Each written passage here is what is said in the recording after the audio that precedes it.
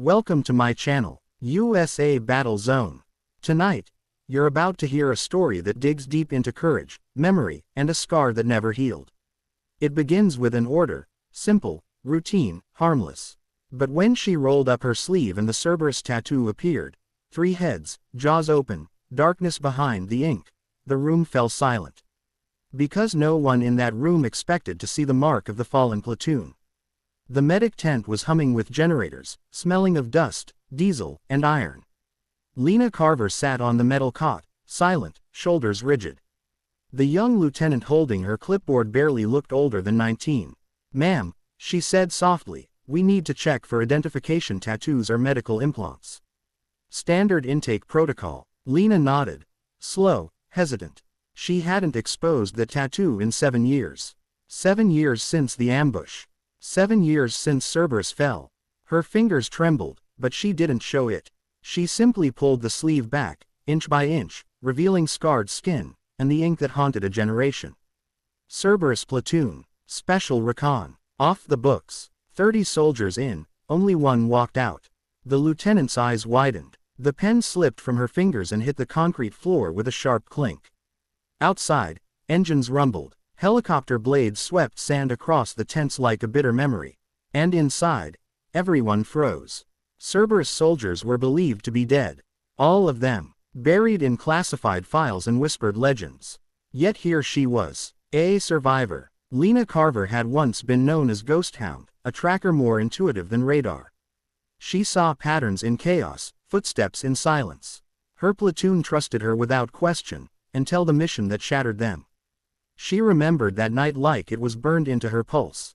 They were deep in the Dargan Valley, moon swallowed by smoke, radios dead. They moved like shadows under the command of Captain Rook Hayes, a leader with iron in his voice and loyalty stitched into his heartbeat. Their objective: extract a hostage no one was supposed to know existed. What they found instead were mines, decoys, a trap set with surgical precision. Lena could still hear the explosion. Still feel the shock burying her in dirt and bone. Still hear Rook yelling for her to run, to survive even if they didn't. She ran. 1 woman against the night. 1 heartbeat carrying the weight of 30. When the extraction chopper lifted off at dawn, the valley burned behind her like a funeral pyre. The world called it a failed operation. Classified. Erased. But she carried their ghosts in ink. 3 heads for the 3 platoon leaders, jaws open in eternal defiance. That tattoo was her promise. Her shame. Her memory. Back in the present, officers entered the medic tent one by one. No one spoke. No one dared. Lena stood slowly as if rising from a grave. A colonel approached. Stern jaw, gray temple, eyes that had seen war up close. "Sergeant Carver," he said, voice steady but shaken, "Cerberus was declared lost. No survivors." Lena's throat tightened. "I know. Then how are you here?" he asked. She exhaled, a breath that seemed pulled from a distant lifetime. "Because I wasn't ready to die with them," she whispered. "And I've carried that weight every day since." A moment passed, thick with unspoken loss. The colonel's gaze dropped to the tattoo, the Cerberus heads snarling like they were still guarding her heart. "We thought the war buried that platoon's legacy," he murmured. "It didn't," Lena answered. "It lives with me." Word traveled faster than wildfire. Some soldiers stared with awe. Some with fear. Some with sorrow for a legend returned. But one face in the crowd stopped Lena cold. Private James Hayes. The name hit her harder than shrapnel. Rook Hayes. Son. He looked nothing like the man she lost. Younger, softer, but with the same determination burning behind his eyes. "You knew him," he said quietly. She couldn't speak. She only nodded. James stepped closer, voice trembling like he was speaking to a ghost. "My father. He died with honor, right?" Lena's vision blurred. She saw Rook again. Leading, protecting, ordering her to live.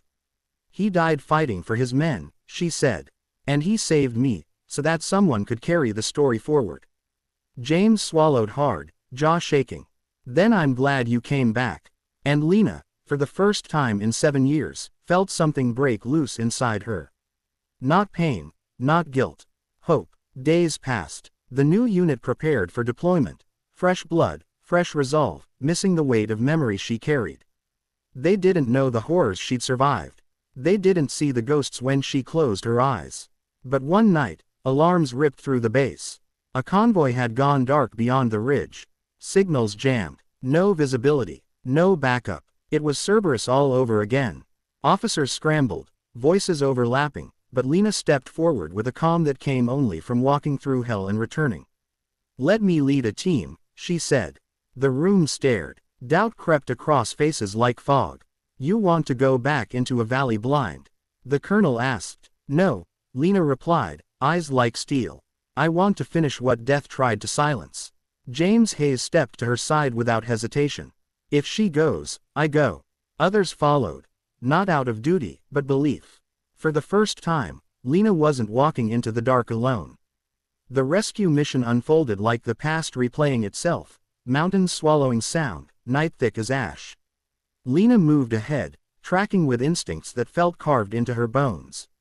She signaled halt. Minds shimmered faintly under thermal. Trap. Same enemy tactics. Same ghost returning. But this time, she wouldn't let history repeat.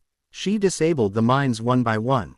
Silence became her weapon. Fear became her focus. Gunshots cracked through the night.